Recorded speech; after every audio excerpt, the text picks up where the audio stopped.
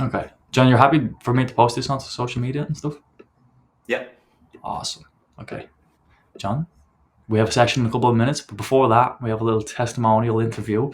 I'm very appreciative of you for being a client of mine. John has actually given me a bonus on two occasions, I believe. John is a phenomenal client for myself, clearly, not only because of the bonus, but also the bonus helps.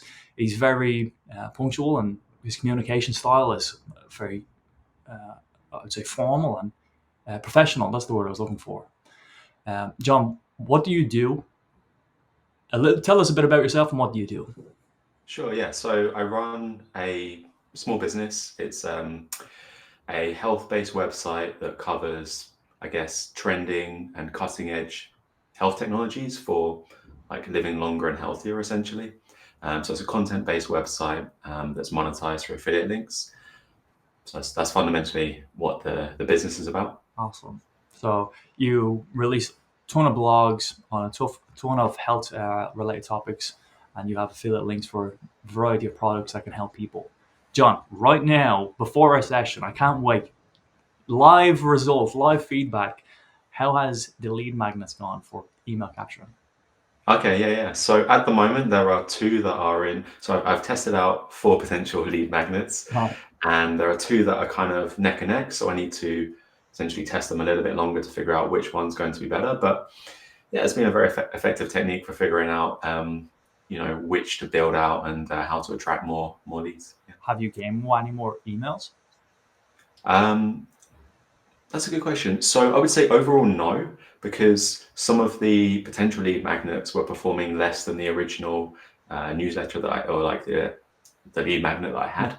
So I'd say net, I'm about where I was before, but there is the potential at least if I go for one that had the higher conversion rate that I will in the future. Awesome. Love the honesty and I love transparency because a while ago, in a way to gain more emails, you added on multiple sections of people being able to sign up for each blog. So that's good that you've got a neck and neck for your lead magnet. And that was something we've worked on in the past 2 weeks. And it's great to see that you can start to gain a bit more knowledge about or insights around your community. Also, I believe in the magnet, you can start to develop that and maybe have more affiliate links in there. And I know I'm interested in stuff that makes me feel better about my body. Okay, Yeah. Yeah. John, before you got coaching, what type of challenges were you having? And then why did you reach out for coaching? Yeah, absolutely. So I guess when you don't have accountability, like I don't have co-founders, and I guess I'm in the fortunate position where I'm making rent. There isn't financial pressure. It's easy to kind of, or it was easy for myself to let my foot off the gas a little bit and just to coast. And so the idea with reaching out to, and you weren't the first coach I reached out to. So, for context, I worked with two previously, and then, third time lucky met Gary. Wow, And you know that.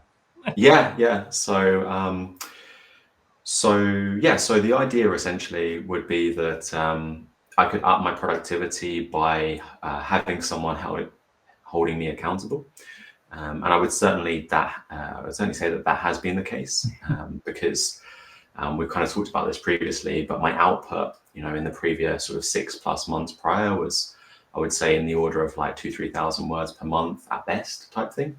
And we've upped it now consistently to above 10,000 words per month. For like kind of like the last 3 or so months that we've been working together. So in terms of that, it's actually working really, really well. And it's also, I think, like when you're an employee, for example, you have like a manager to confer with. When you have co-founders, you have someone else to confer with. But when you're working for yourself, like you can just get wrapped up in your head. So it's great to have someone to come and speak with on a regular basis. And to some extent, like Gary, the way you work is to just let me almost like think out loud, Mhm. which is fantastic. But then what I also really like about it is we get closer towards the end of the session. And you're like, okay, this is great. We've talked about these things, but what are your goals? Like, what are you going to achieve by next week? And then I list out some ideas, and then you're like, okay, that's great. But do you think you can do them a bit quicker? Or Right. it's trying to get me to question and think about what like what can I do and how quickly can I get it done? And I think without the prompting, I might be a little bit like a little bit slacker on myself. So that's great. You have answered so many questions in that one statement, or yeah, you've just answered many questions that I would have went on further. It's great to hear you feeling more productive with the accountability as well. It's amazing. That was also, to put a bit of context on it, John was averaging around 3 or 4 thousand words per month for his blog. This year he's aiming to have at least 10,000 per month. So again, just, I don't know how many blogs that is, but if he's having 1 or 2 a month compared to having 3 or 4 a month, that sounds like a good double business. Not like full on sure, but by the end of the year we'll find out. So that was a uh, major point of, I think personally, difference that could make a big one this year. And it was more than that, really, right? Because what we started out by saying is like, let's try and build a machine. Let's try and build Mm, a conveyor belt almost yeah, like of Henry Ford. It's the what was it? Henry Ford. It's like the conveyor belt that you talked there. It's Yeah, yeah. So prior to the collaboration, I had the idea that I should start working with external writers rather than just doing everything myself, and bring on board other roles to make it more into a business rather than just like a one-man show, so to speak. And so that was a big part of from where we've gone to where, sorry, from where we've been to where we are now was like building out. Currently got 3 writers. There were more, but whittled it down to 3. Got someone working as an assistant, and I'm currently still kind of interviewing for someone to help with like keyword research, SEO type stuff. But yeah, that's been a big part of the progress ultimately. Yeah, you wanted to be kind of an overseer of the work that's getting done, and in order to do that, you needed to create that kind of conveyor belt. It's the Henry Ford strategy that people click on one thing and then it just goes through the process. It's great to hear that you had that progress. John, have you seen any personal gain inside of yourself? um, Can be hard to be put on the spot, I know, but yeah, yeah, yeah. No, it's just not something I've thought about like as like internal progress, but I mean, yeah, I mean, so it's kind of caught up in the whole in everything we've been doing, but just going from that position of being someone who works in the business to working more on the business to building out the kind of like I guess management type skills, learning how to outsource the work rather than trying to do everything myself. So that isn't actually something I'd ever had experience with really, even as an employee in previous like jobs and stuff. So that's been a big step forward. Also, I think it's raised the bar of what I can expect from myself, wow, which has been good too. yeah, that's awesome. That's great to hear that you've raised the bar of your own standards, and I'm glad to keep you pushing for a greater standard that you want to have. John, there is a question that's on my mind, but it's kind of slipping my mind right now. Oh yeah, you kind of answered we have, what progress you have made in coaching. What do you think would have happened if you hadn't got coaching? And I often say this, that it, I do let you speak freely. You think out loud, and I question what you think out loud to see if you can be better in a process. And I think that's coaching in a beautiful way. If anyone's listening, I always recommend just go get coaching. Doesn't matter if it's with me or if it's with someone else. You know what I mean? You're going to be able to grow and take steps just 5 times faster, I think. But you've answered the reasons, the positives. What do you think the negatives of being if you didn't get coaching, or you didn't have the coaches that you wanted?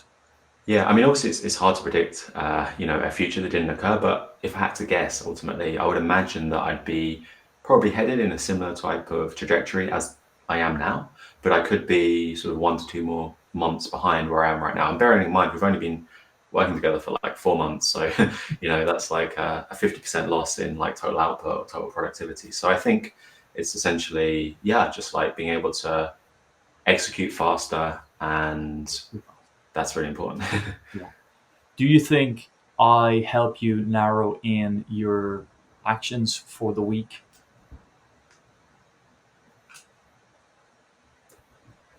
I was waiting for a more like another I part of was the going to wait question. for an answer, and then I was going to expand on that. Yeah, yeah, absolutely, Yeah. absolutely. Yeah, yeah, yeah. So, for example, you would think out loud, and then you would say, "This would be important. This would be important. This would be important," and then I'd reflect back to what would be the most important, and then you go off and you'd be able to take faster actions or better actions compared to getting distracted with things that are good, but they're probably not the most important, or they're probably not going to be able to get the most effective. I don't know if you have any examples for that. Maybe just like if it's setting up a competition compared to where it's emailing or setting up blogs. It's them type of things where it's the 80-20 principle that really and truly, if you can do the 20 of the 80-20, you're going to be able to move forward faster. Have you got any comments, thoughts, John, before we wrap up? What recommendations? Yeah, yeah. So I mean, like, I was just going to observe something funny, which is like a pattern that I think a lot of us have in terms of procrastination, whether it's at like school or whatever, which is like you get to like 1 or 2 days before the like the deadline, which in this case would be like a meeting with Gary, and I'll be like, oh, do you know what? I said I was going to do this thing. I better do this thing. And like to some extent, you might come. I mean, I feel a bit embarrassed. I'm like, almost like finishing my homework. But on the flip side, like actually, when we've talked about this, if you don't have deadlines, like things can just go on and on and on. So ultimately, it does really just encourage me to just like execute on the things that I committed to myself to do. So yeah, it's really powerful. That's amazing, John. That is true. That is so true for me too. Even when I've joined coaching programs, you know that you're going to have a call with one of the client success managers, and you just need to take that action. So well observed, and thank you for mentioning that, John. And thank you for doing this video testimonial with me. And let's get into our section, and let's have an amazing time, and let's have a prosperous week. And also to the listeners, let's have a prosperous week, month, quarter, year. Okay, I'll see you in a bit. Thanks for listening, John. Thank you. Thanks, Gary. Awesome. Okay, let's stop recording.